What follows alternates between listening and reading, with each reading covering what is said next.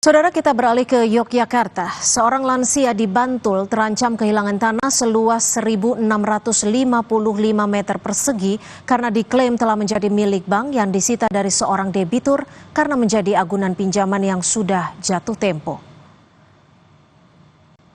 Lansia bernama Tupon Hadi Suwarno, warga Dusun Ngentak, Bangunjiwo, Kasihan, Kabupaten Bantul, Yogyakarta, sebelumnya menyerahkan sertifikat tanah kepada tetangganya untuk proses pecah sertifikat agar bisa diwariskan kepada anak-anaknya. Sejak 2 tahun berlalu sampai saat ini, keluarga Tupon tidak pernah melihat sertifikat tanah miliknya sampai pihak bank datang dan mengklaim tanah telah berubah nama, disita karena diagunkan pinjaman bank yang telah jatuh tempo. Meski diduga telah menjadi korban penipuan dengan melibatkan jaringan mafia tanah, keluarga Tupon berharap sertifikat tanah bisa kembali seperti aslinya.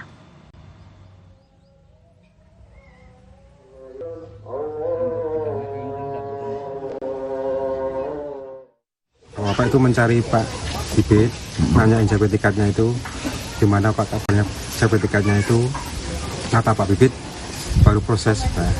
Tenang wae, ditunggu wae, baru proses pemecahan gitu.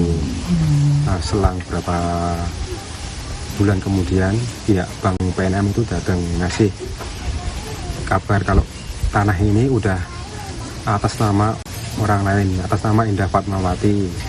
Nah, terus dari pihak sana itu bilang sudah pelelangan pertama dan dianggunkan 1,5 M. Diagunkan di bank. Kaget saya, Pak. Soalnya pecah kok pemecahan kok jadi balik nama gitu, atas nama orang lain. Terus harapan saya sertifikat Bapak lekas kembali ya, di atas nama Bapak Tupon sendiri.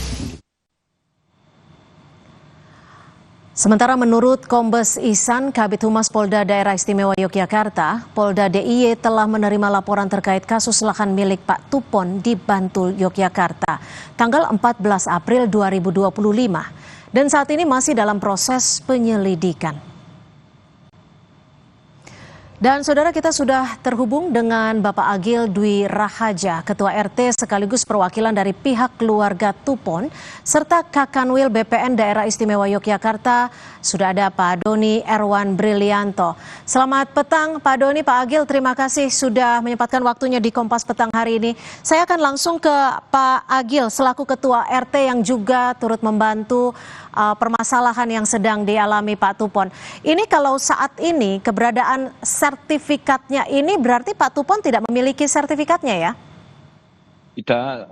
Tidak sama sekali memiliki, cuma salinan. Salinan itu pun Pak Tupon terima itu karena informasi dari bank datang memberikan informasi lelang sekalian memberikan kopian sertifikat yang sudah pindah nama itu.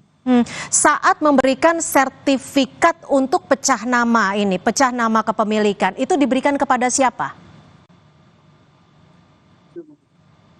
Pecah nama nggih. Pecah sertifikat. Yang 165 sertifikat itu diberikan kepada ya masih tetangga dari Pak Tupon. Sudah menanyakan langsung kepada tetangga yang menguasai saat itu yang diberikan sertifikatnya?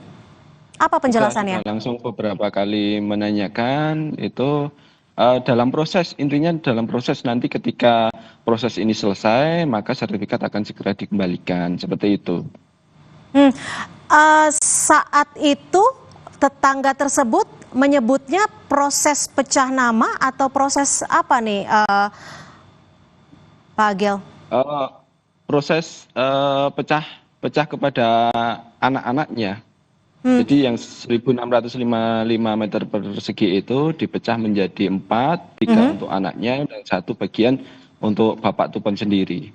Oke, tapi saat diminta untuk menunjukkan sertifikat aslinya sudah tidak dimiliki oleh tetangga tersebut ya? Sudah, karena ketika kita juga mencari informasi, kita langsung datang menemui beliau, itu sertifikat itu diberikan kepada rekanannya, orang kepercayaannya beliau itu. Setelah itu tetangga yang dititipi sertifikat Pak Tupon itu tidak tahu menahu proses alur selanjutnya seperti apa. Pak Doni, kalau melihat kasus ini sejauh ini dari PPN DIY seperti apa? Mungkin ya Mbak, jadi mungkin saya jelaskan dari awal dulu. Jadi awalnya ini Pak Tupon punya tanah itu luasnya 1.756 sebetulnya. Dan kemudian ada yang membeli tanahnya sebagian, kemudian Mbah Tupon juga ada menyerahkan tanahnya untuk wakaf itu jalan dengan gudang RT lah untuk wakaf. Nah, kemudian dari situ kita dari BPN juga memecah sertifikat sebetulnya, dan memecah sertifikat karena untuk dijual itu kemudian ada yang untuk wakaf dan kemudian ada juga yang untuk Mbah Tupon sendiri. Nah, selesai itu sudah selesai nih. Kemudian Mbah Tupon ini kan mungkin pembayarannya kurang, ditawarilah untuk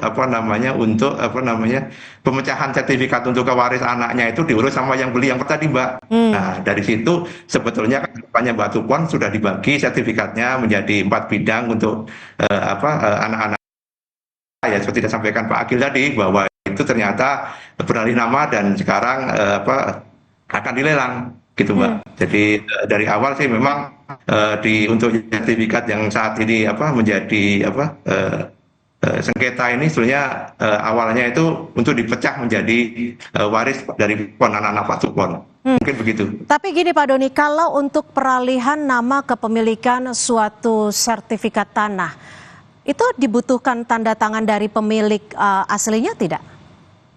Dibutuhkan Mbak, dan pada saat ini juga ada akte jual beli juga, dan kami juga mengumpulkan datanya di kami di warga-warga di Kantabatul kaitannya dengan peralihan ini, dan ternyata juga ditandatangani dengan Pak Tupon.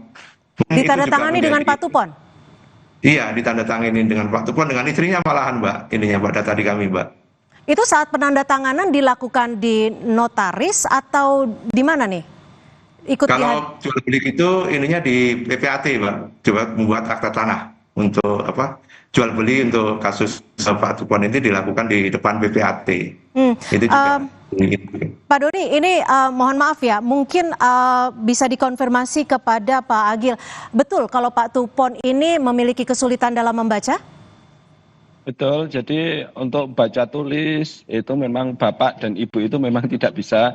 Terus Pak Tupon itu sudah mulai pendengarannya berkurang. Jadi memang Pak Tupon beserta istri itu 2 kali diajak tanda tangan di 2 tempat yang berbeda. Pertama di daerah Janti, kemudian yang kedua di daerah Krapyak. Namun di situ Pak Tupon itu tidak dibacakan apa maksud tujuan tanda tangan itu. Datang ke tempat langsung tanda tangan, setelah itu pulang. Jadi prosesnya memang diajak tanda tangan kedua tempat. Terus ada lagi Pak Tupon itu didatangi untuk tanda tangan juga di rumah, bapak dan ibunya itu juga tanda tangan dari dari rekanan tetangga itu tersebut. Katanya dalihnya untuk ini proses pecah seperti itu, tapi itu dilakukan di rumah. Oke, ada tidak pihak yang mendampingi, mungkin dari pihak BPN atau dari pihak notaris yang ikut mendampingi sebagai pendamping resmi Bapak dan Ibu Tupon untuk memastikan bahwa telah menandatangani surat-surat sesuai dengan keinginan, dalam hal ini adalah pecah sertifikat? Tidak ada sama sekali, bahkan anaknya pun tidak tahu proses tersebut. Jadi murni Pak Tupon dan istri sendiri yang berangkat tanda tangan itu. Nah Pak Doni, kalau melihat apa yang terjadi, tidak ada pendampingan di dalam kondisi Bapak dan Ibu juga sudah sepuh, sulit dalam membaca, sulit dalam mendengar, tidak ada pendampingan, pihak BPN akan seperti apa ini nanti penanganannya?